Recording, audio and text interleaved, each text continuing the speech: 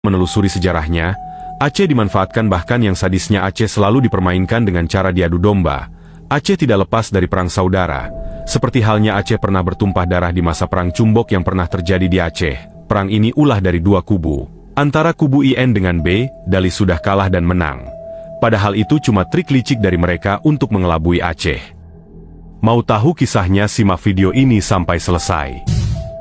Revolusi Desember tahun 1945 adalah perang saudara yang terjadi di Aceh antara pihak Ulu Balang dan pendukungnya dengan PUSA, Persatuan Ulama Seluruh Aceh, dan pendukungnya. Dalam sejarah Aceh inilah kali pertama orang Aceh membunuh orang Aceh, sebuah catatan sejarah kelam yang seolah-olah terhapus dari ingatan orang-orang Aceh masa kini. Moho untuk disimak dan dipahami, biar kita paham trik dari mereka jangan sampai terulang kembali di Aceh. Dulu dinamakan dengan PUSA, Persatuan Ulama Seluruh Aceh dengan Ulu Balang. Coba Anda bayangkan sekarang dengan dulu sama tidak? Jawabannya, sama, cuma beda nama. Bagi kita rakyat Aceh jangan lagi termakan dengan isu mereka tempo dulu yang akan diulang. Pasti akan diulang. Coba Anda perhatikan politik di Aceh hari ini dengan penuh kesandara kalian masing-masing sama atau tidak. Baiklah, sekarang kita langsung saja ke uraiannya. Apa itu Perang Cumbok? Perang Cumbok sebuah revolusi sosial di Aceh yang terjadi pada tahun 1946 hingga tahun 1947, sangat singkat, namun senyap ratusan ribu rakyat Aceh terbunuh oleh orang Aceh sendiri, korban dari politik IN dengan B. Di kejadian tersebut tentu banyak sekali kisah-kisah menyakitkan yang teramat pedih. Pemerintah Republik Indonesia Daerah Aceh pada tahun 1948 atau sesudahnya merasa perlu mengeluarkan sebuah buku buklet yang menceritakan kejadian tersebut dengan judul Revolusi Desember 45 di Aceh atau Pembasmian Pengkhianat Tanah Air, yang dapat diunduh di Revolusi Desember 45 di Aceh. Berikut resensi buku tersebut yang disusun oleh penulis.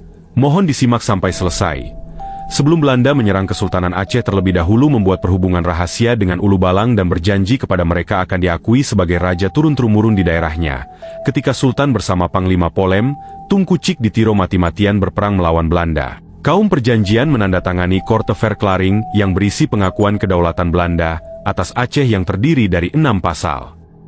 Pengakuan terhadap bendera Belanda dan tidak membantu pejuang Aceh pada tahun 1898 diperbarui dengan Korte Aceh Verklaring, dengan tambahan musuh Belanda adalah musuh Ulu Balang, lalu diperbarui lagi dengan nama I Uniform Model Korte Verklaring, yang dalam perjanjian tersebut Belanda mengakui para pengkhianat sebagai raja, Vorst, di daerahnya, dan pada tahun 1915, dan seterusnya ditukar dengan kalimat Zelfbestuurder.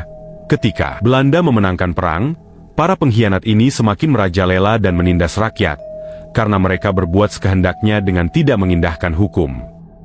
Buku Revolusi Desember 45 di Aceh, atau Pembasmian Pengkhianat Tanah Air, dikeluarkan oleh pemerintah RI Daerah Aceh tahun 1948.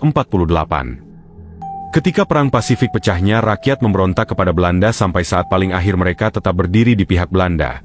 Ketika Jepang masuk dan berkuasa, rakyat awalnya mengira akan terlepas dari kekuasaan mereka, tapi ternyata Jepang berpendapat dan berpendirian mereka sudah par excellence, namun dimanfaatkan sebagai alat penjajahan.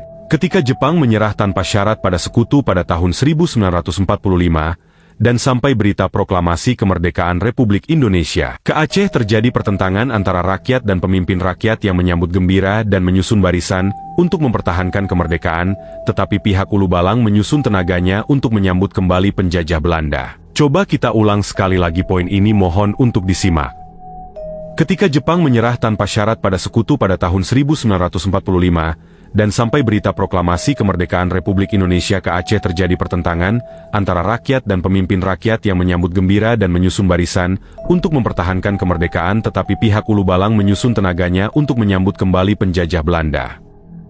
Dari sini kita bisa menilai bahwa semua itu ide dari B untuk IN merdeka Aceh milik mereka. Satu-satunya cara untuk mengalahkan Aceh dengan cara mengadu domba mereka dengan kaum Ulu Balang dengan pihak ulama. Sayang Ulu Balang dengan pihak ulama kala itu termakan isu tersebut, hingga akhirnya CIN dengan B berhasil menguasai Aceh. Lanjut, pertentangan politik ini akhirnya pecah dan pada bulan Desember 1945 terjadilah revolusi sosial yang awalnya terjadi di daerah Pidi kemudian menyebar ke seluruh Aceh, antara lain Aceh Utara, Aceh Timur, Aceh Besar dan Aceh Barat, sehingga dengan demikian rezim lama telah ditumbuhkan seluruhnya.